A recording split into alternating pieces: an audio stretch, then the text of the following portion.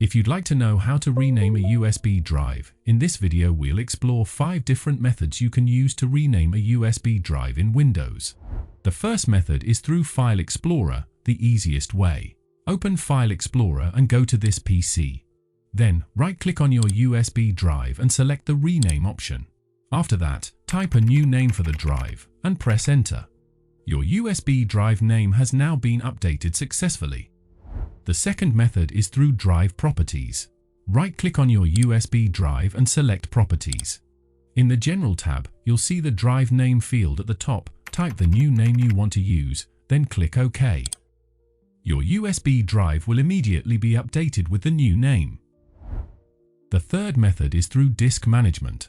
Right-click on Windows Start button and select Disk Management from the menu. Once Disk Management opens, find your USB drive on the list, then right-click on Drive and select Properties. In Properties window, update the volume label with your preferred name and click OK. Your USB drive will now display the new name.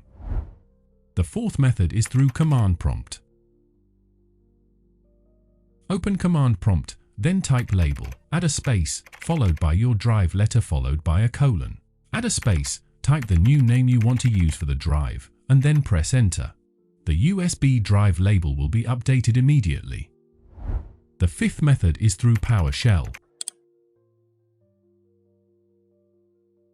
Open PowerShell and type set volume command, then add drive letter followed by your USB drive's letter.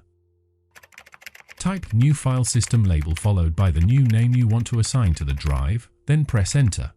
Once the command runs successfully, your USB drive name will be updated immediately. Those are 5 ways to rename your USB drive in Windows. Pick whichever works best for you. Thank you so much for watching and have a wonderful day.